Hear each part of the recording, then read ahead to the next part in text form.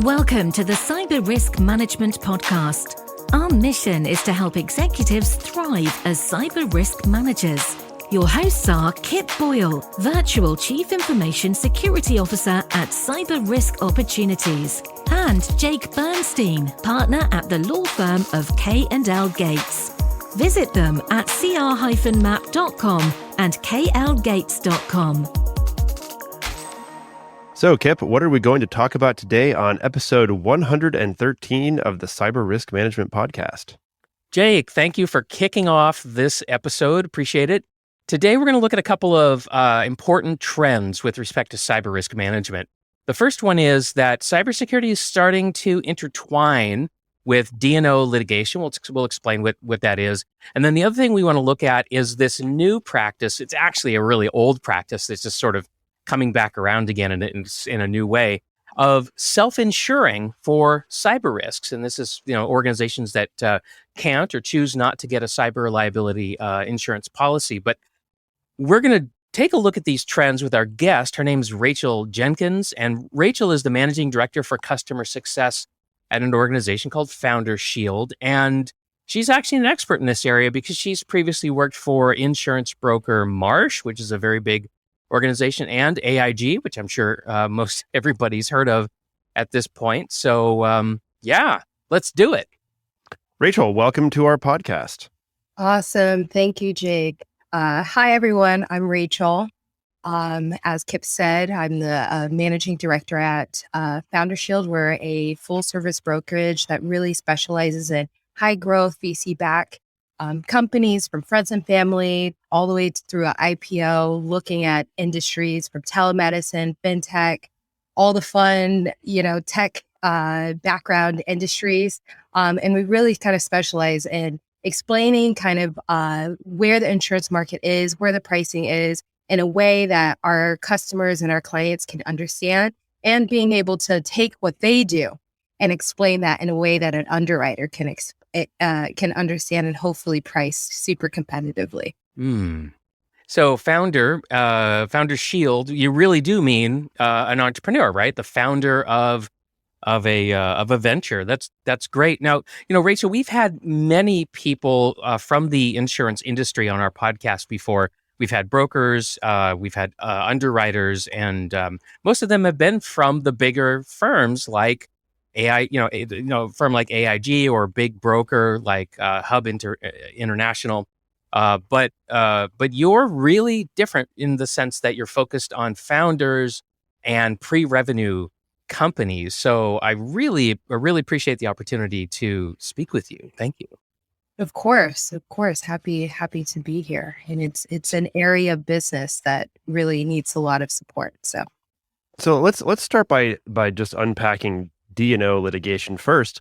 When we're saying that, we're saying D and O, just so people can understand that. And what does that mean, Rachel? Yeah, so D&O stands for directors and officers.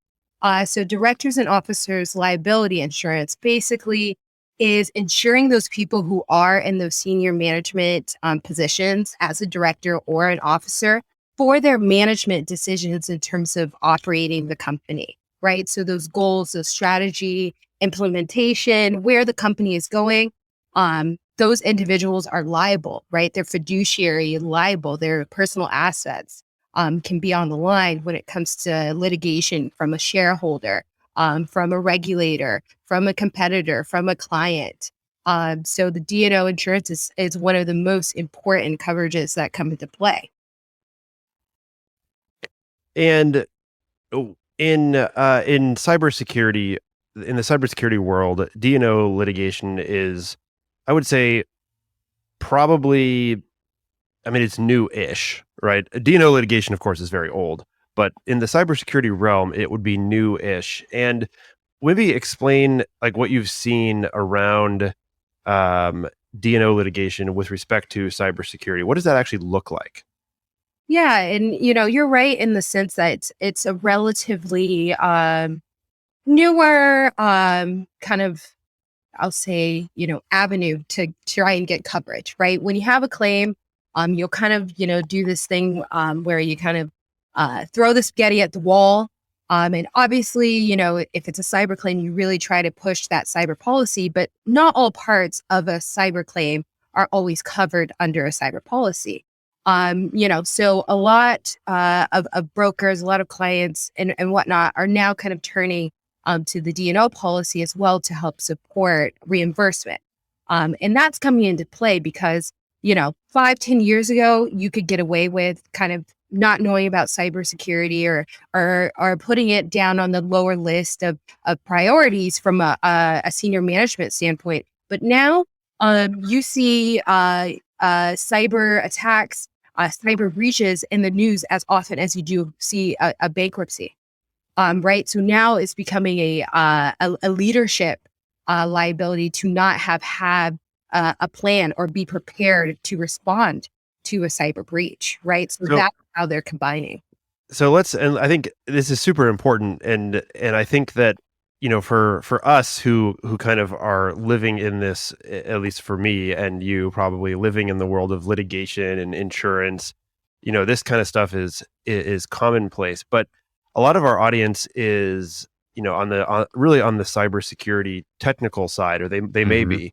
And so I want to break down like what we're really saying here is and tell me if I'm correct. But basically the idea is that directors and officers, being, as you said, they have fiduciary duties to the organization that they work for. And that means that they have to do their best to keep the company profitable. Basically, shareholder value is the key for all of this. But that's obviously a broad kind of requirement. And one of those things that they have to do is keep the company safe from cyber attack. And so, are we saying that directors and officers who are completely unprepared for cyber attacks are somehow liable or create extra risk to their organization, and that's what the D&O insurance is for? Exactly. So, D&O insurance in itself is meant to be broad in the sense that it's meant to protect these people from the decisions that they're making, right? At a certain point over the last couple of years, decisions around cyber came into that arena, right? And that's where I go back to, 5-10 years ago, it was okay to have it lower down on the totem pole, but now it's a part of oversight, right? So as a director, as an officer, making sure that you have the proper employees, team, CISO, CTO, whoever you need in place to make sure that there's a plan, to make sure that there's proper controls, is just as important as making sure that you have a chief medical officer if you're running a hospital at this point. Right. And let me ask one thing else, because I'm actually confused on this. The D&O insurance, who is it? Who does it protect? Who does it cover? Does the company buy it and it protects the company from its directors and officers who screw up, or does the company buy it for the directors and officers who are the ones that it actually protects? I'm just a little unclear. I've always been a little unclear about D&O insurance. Yeah, no, of course. Great question. So D&O insurance is comprised of several different sides. That's what we'll call it. Side A is going to be your individual director indemnification, right? So that's that fiduciary liability. That's that personal assets that are on the line. That's the insurance company paying that individual directly, paying their defense costs directly. Now there's also side B.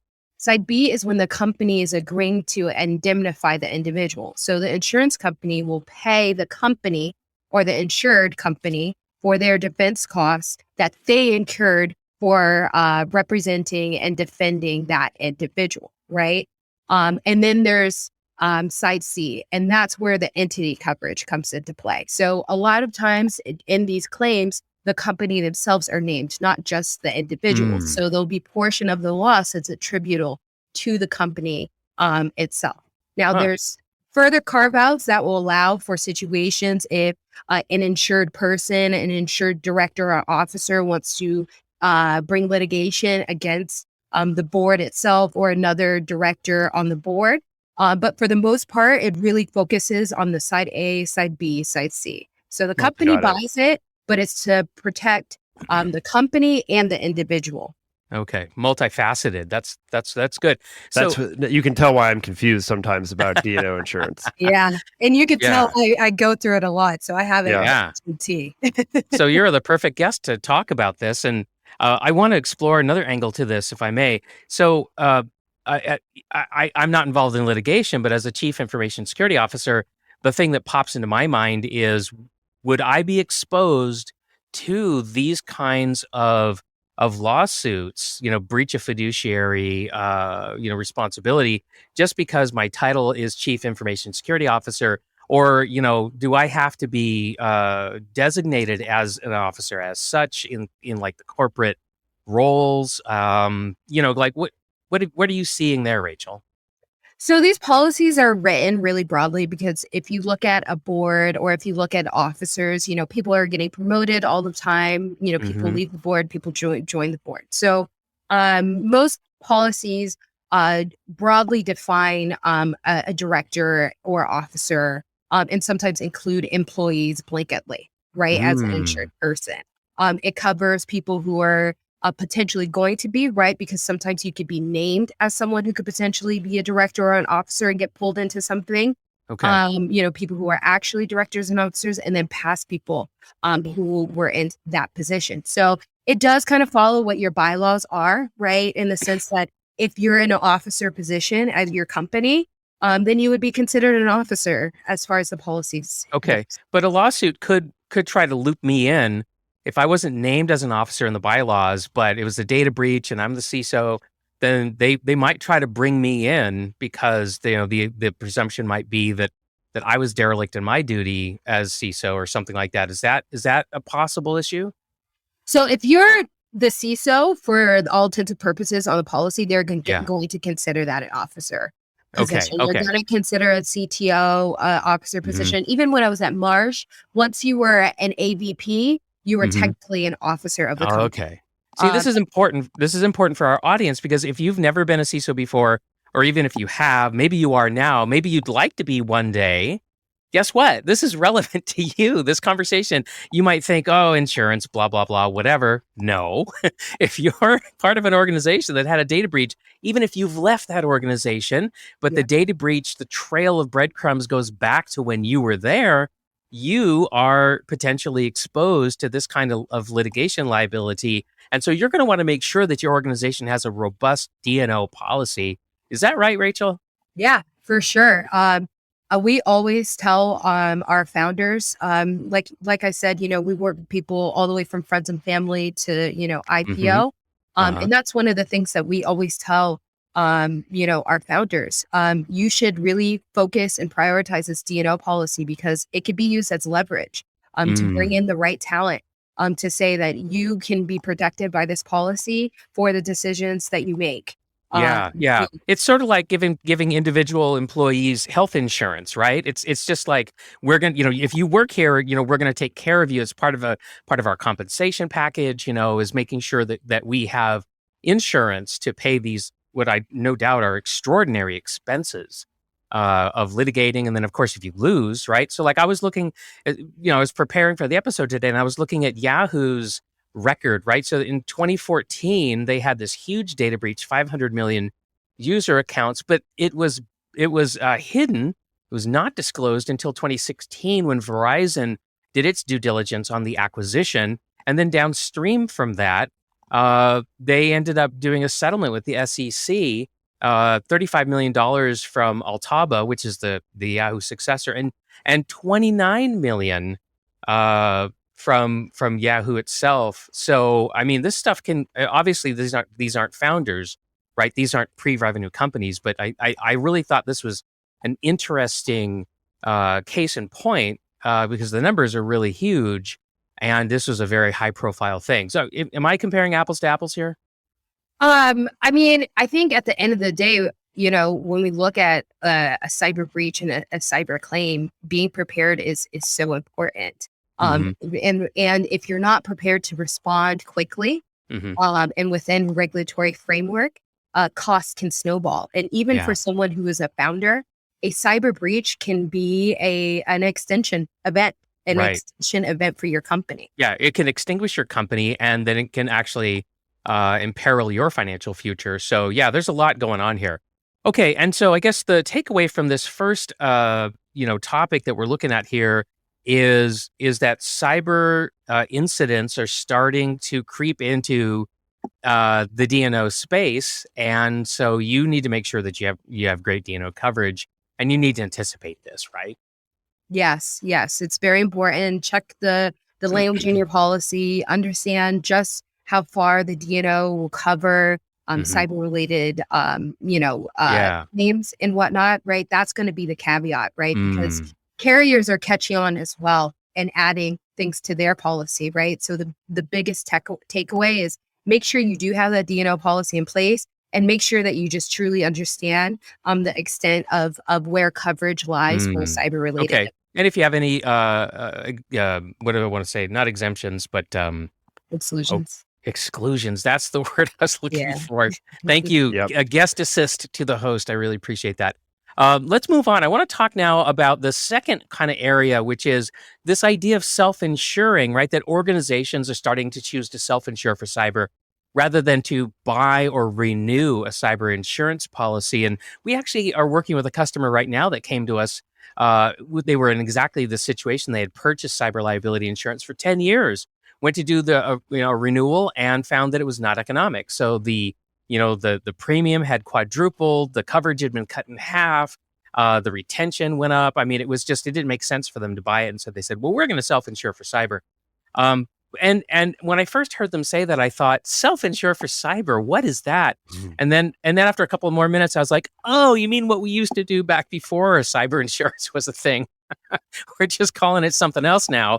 And a different person's making the decision, because this is actually the risk manager, right? The corporate risk manager is making that decision, not the CISO, right? Not the VP of IT, not the CIO. So I thought that was really interesting. But what's going on here? Why are people doing this, Rachel?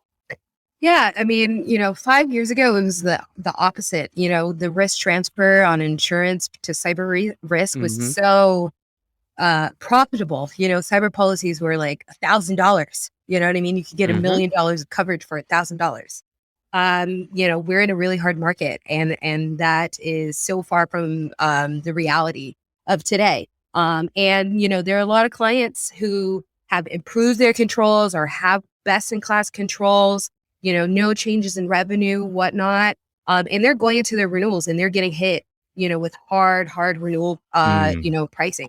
I've seen, some other brokers reports, and they've been showing, 100%, 100+% increases in renewals. Now I'll say this, as a broker, as someone who's a risk management advisor, I can never tell you to self-insure. I Mm. can only help try and advise you as best as possible. Considering that, at Founder Shield, we really try to think of ourselves as an extension of Hmm. your internal risk management team. Now, the what insurance adds is, especially on the cyber side, is it adds preparedness, in the sense of when you have a cyber breach, there are a lot of different vendors that need to be activated quickly. Hmm. Hmm. Definitely. And when you have a cyber policy, they have that organized Right. for you, Right. right? Jake and I have responded to several incidents where there wasn't cyber insurance, and we've done it with organizations that had cyber insurance. And it was a very different experience, right? Because of what you're Definitely. saying. Yeah, yeah. So I think that's the biggest thing that you have to face, right? If you're going to self-insure, basically what you need to do is create your own version of an insurance policy, right? You need to go Right. out, find those vendors, already established breach response plans, Hmm. and put Hmm. those in place with them. Because I tell even my client with the best controls, and in my background, I've seen billion plus companies say, okay, my cyber controls are so great that I don't need cyber policies. Now this was Mm. a couple years ago, and I hope those companies have bought cyber now, considering that the environment has changed. But it's not a if, it's a when. Yeah. And the key is to try and have as many secure controls as you can have in place as possible Hmm. to mitigate and minimize that once in a lifetime Yeah. event, So because so it might happen. Right. with all the controls. So that's the operational side, which I agree with you and fully appreciate. Do you think that organizations that are choosing to self-insure may also need to like financially set aside money in reserves to cover, because a lot of the costs of a data breach, comes in the form of regulatory fines, litigation costs, or these things that are not strictly speaking part of the response, like the technical operational side of it. So there's a whole other dimension here that I'm looking at, and I'm wondering, okay, well, how do you self-insure for the sometimes extraordinary expenses that happen in these other, dimensions? Yeah, I mean, you would have to literally just set aside a sum of money, right? After you do your business continuity plan and Mm-hmm. identify the vendors, right? You would have to do loss analysis and predictive, and there's vendors out there that you can work with that will help you try and generate an idea of what a 50% frequency claim will look like versus a 99 percent claim in terms of, what is a reserve amount that's appropriate to set aside.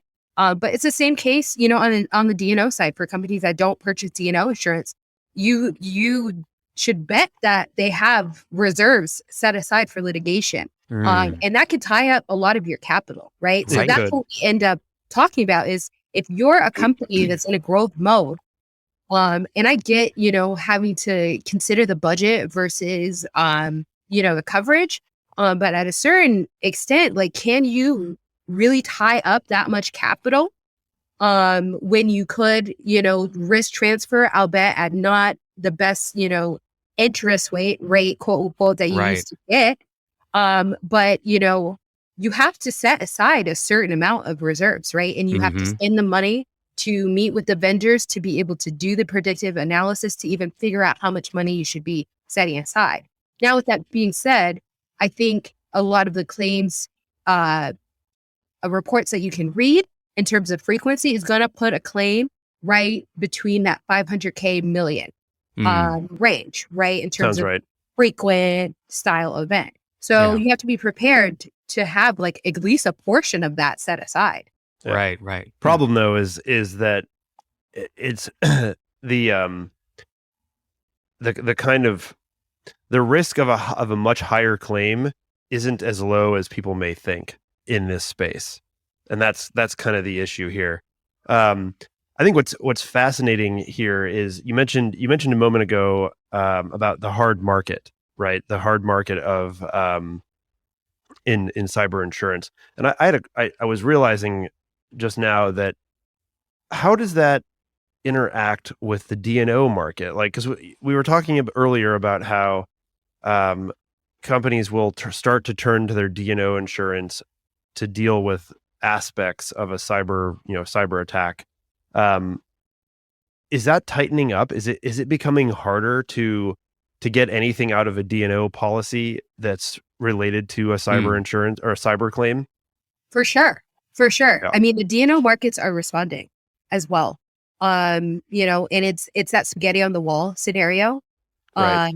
And with COVID, and the last, I would say 3 or so years, we had a hard D&O market, and a lot of the cyber stuff was spilling over, trying to be reported. And this is how you have the creation of new policies, and this is how you create extensions. And tech didn't exist until professional liability carriers push back or whatnot. So that's what we're seeing right now, is D&O carriers and cyber carriers saying, I don't want that portion, you take it.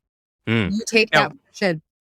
Now E&O, you mentioned that. I just want to make sure everybody knows E&O is errors and omissions insurance, correct? Yes. And that's different from professional liability, and that's different from general liability, correct? It's the same as professional liability.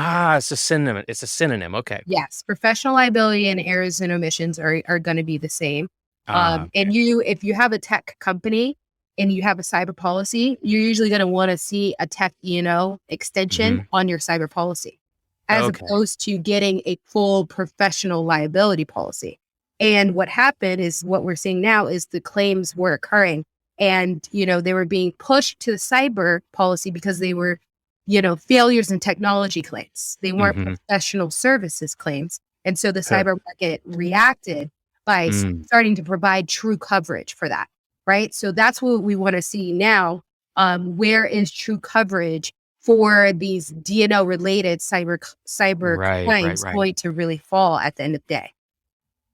Okay, so one of the takeaways I think for our audience is if you're listening to this podcast and you are a risk manager, well, I think this is going to directly inform how you should be thinking about the purchase of cyber insurance and whether you should recommend, probably to the CFO is maybe who you report to, whether you should even recommend a self-insurance approach.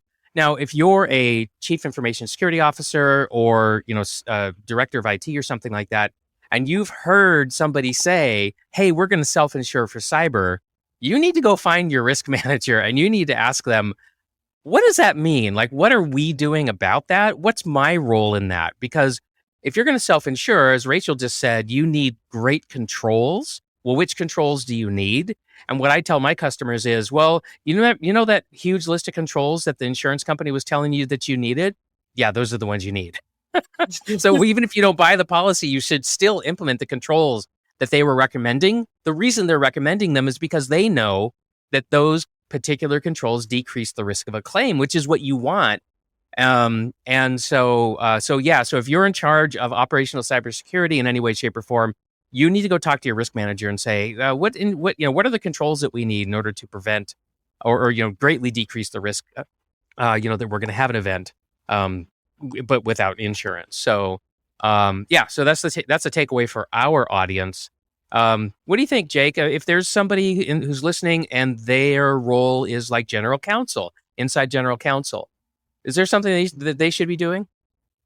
Well, I mean, I think that GCs have for a while been plugged into the cyber insurance world, and I think a lot of them are experiencing that harder market right now. I mean, it really just kind of flipped. And I know we talked about this and have talked about it in the relatively recent past, but it's a point that is so critical to understand is that, we are talking about a reversal in this market over a relatively short, like actually really almost overnight. I mean, it feels like, oh, everyone could get cyber insurance.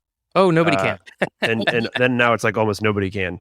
And so, we talk about choosing to self-insure, and I'm not sure that that's necessarily accurate. There's going to be a lot of companies that don't have a choice. Like, they're going to be self-insured by default because they won't be able to get coverage. Some of them can't. Some of them are getting quotes that they don't think are economical. They could still purchase, even though they don't think they're getting good value for the money. But you're right. There's some out there that can't get they can't even get quoted. Yeah, that's the thing, is that there are some where that you can't even get a quote. And I think what's going to be really interesting is, I'm guessing that, some of these, whether it's professional liability, E&O or D&O, some customers are probably trying to indirectly get cyber insurance. And I think what we've learned today is that is increasingly not going to work either. The D&O underwriters and insurance companies and even the brokers that are working with them know that that's not happening as much anymore. A lot of this stuff is being excluded, and at least with respect to a standard coverage of the company. I do have one last question though for you, Rachel, which is how would things interplay if, like, let's say that a company wants to sue its own officers or directors for failure to adequately prepare for a cyber attack. Like, what does the D&O cover there? And like, how does an organization sues itself? Well, but remember, there's the legal entity is distinct from the directors and officers. I mean, it's part of the whole, corporations. But that would be a great internal schism, though, right? I mean, because typically they move in concert. Yes. Well, I mean, it happens quite a bit. I mean, or a shareholder. Usually, it's a shareholder derivative suit where the shareholders, on behalf of the company, are suing the directors and officers for some kind of major, Right. Usually Breach it's of almost always a fiduciary. loss. I mean, they have to show a loss of shareholder value due to a breach of fiduciary duty. And so Mm. like, No, Jake, you hit the nail on the head. That's what it is. It's a shareholder derivative demand coverage. Most Yeah. D&O's policies have it. And if you want the D&O policy to respond, it's gonna, for the most part, have to come through a shareholder derivative demand suit. okay. Wow. So that is the situation that we're talking about here. And it's an interesting thing, right? Because we're in this, I mean, I don't think it's going to be too long before it's just kind of a standard matter of fact. Everyone kind of understands that, just like directors and officers are responsible for general management of their companies, they are responsible for general management of the cyber risks. Mhm. And I think why this is so important from our perspective, as this kind of works its way through, the insurance system and the courts and the law, is that one of the things we often talk about, Kip, is, cybersecurity has to start at the top, Yes. right? You Down can't at the really top. have bottom up. You can't have effective bottom up cybersecurity. Is kind No, of it's would exhausting, be let my me tell you. argument. It's exhausting, right? You have to have plenty of support, and it has to start at the Right. top. And Right. this whole discussion is really about, the recognition that it has to start at the top. Mhm, And that's mhm. why directors and officers are even, concerned about this now, is Right. that they have to be. So, Right. So let me ask another question, please, and this is for you, Jake. Is it reasonable to not buy cyber insurance when you're offered a quote? I mean, I think the answer is it depends, Kip. Um, and I mean, What does I it would, depend on, Jake? well, I mean, it depends on, I mean, there's easy ways, right? If I'm going to Yeah. charge you $1 million a year for $1 million in coverage, that's not really like, That's not reasonable. That's not Okay. reasonable, right? Okay. But what if I'm saying, okay, I'll insure you at, $250,000 premium for $1 million of coverage. That's not a great deal, but Mhm. I don't know that it's per se unreasonable. Right. I also don't know that it's necessarily reasonable to buy that. So Yeah. it I just really think depends. that's really interesting, isn't it? Right? Because you might get accused of practicing unreasonable cybersecurity because you didn't purchase insurance, and then and then you go and respond and say, well, that the quote was outrageous, and then the counter claim could be, it was outrageous compared to what you've paid in the past, but you could have still bought it. Mm-hmm. And I want to Yeah, say, I want I to don't point know. thing too on that is usually when you see premium like that, Yeah. unless it's like a $1 billion plus tech company, Mhm. they usually don't have the controls in place, right? Yeah. That's usually what's driving the premium For Mhm. sure. outside of the end class of business in the industry, right? So it's a double-edged sword. I was just talking to a client the other day. I said, I know you've put all these controls in place and you have like a 99% score, but the carriers are expecting you to have 99% score. They only want Mhm. business with a 95% score. So Right. while you thinking that you're an A plus risk for having controls, they're just saying, well, we'll just consider writing you now. No, that is such one, that's such a change. But it's also kind of like, I mean, in a way, it really is. It's going to be an adjustment for the cybersecurity insurance purchasing market, right? Like the people that are used to buying it, and tell me if you've heard this before, Rachel. Oh, I don't. We're just going to buy insurance for cyber. Like we're not going to really worry too much about it internally. Right. We'll Right. just buy a policy, Right. like Instead of controls. instead of controls, or instead of doing it like, oh, it's going to be really expensive to hire a CISO and a whole team and get cybersecurity in order. We'll just insure. And I think what the insurance companies are saying now is, well, hold on, we're not even going to consider writing you a policy unless you Right. have Right. controls in Yeah. place. Yeah. And you know what? People shouldn't be too shocked at that, because No, do you think you could get a fire insurance policy if you had a building that had no interior sprinkler system? Exactly. right? You Right? couldn't. You couldn't. I mean, you would probably say, but I don't want to build a building with interior sprinklers because that's expensive. You know, I don't want all those controls. It's just too much money, right? And the water. But it's like, no. Yeah. This market is maturing. This is part of the maturation process. That's a good way of putting it. And you have to keep up with this. Yep.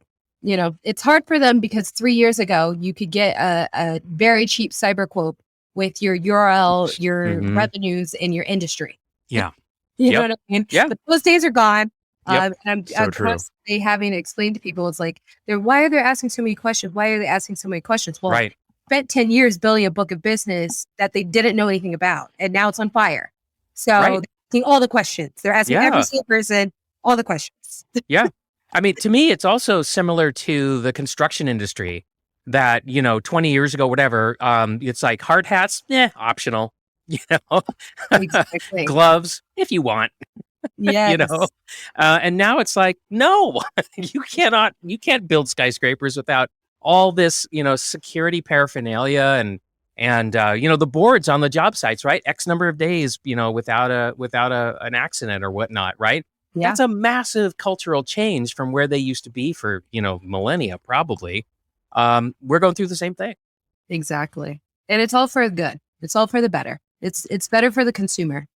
Yeah. Because you would want to work with a company that is treating your data with respect, honestly. Yeah, for sure. It's true. Well, Rachel, thanks for being on our show. If people want to connect with you, how would they do that? Like, where would they go to find out more about Rachel and maybe send you a note? Of course. Well, you can find me on LinkedIn. Follow Founder Shield. I do a lot of, informational articles, different things with Founder Shield and other partners. If you have like a direct question that you think I would be able to help you with, you can email me directly. I'm happy to, talk to people directly. That's Rachel@foundershield.com. Otherwise, if you do need insurance assistance, you can reach out, to one of our lovely brokers via our website at foundershield.com. And you're based in New York City, is that right? I am based in New York City. I am. Love Excellent. Excellent. Okay, Eastern time zone. All right. Well, thank you. That wraps up this episode of the Cyber Risk Management Podcast. Today, we looked at two important trends with respect to cyber risk management. The first was that cybersecurity is starting to intertwine with D&O litigation and therefore affecting your insurance policy in that area. And the second important trend is the new but really old practice of self-insuring for cyber risks. And we did that with our guest, Rachel Jenkins. Thanks so much. We'll see you next time. See you next time. Thanks for joining us today on the Cyber Risk Management Podcast. If you need to overcome a cybersecurity hurdle that's keeping you from growing your business profitably, then please visit us at cr-map.com. Thanks for tuning in. See you next time.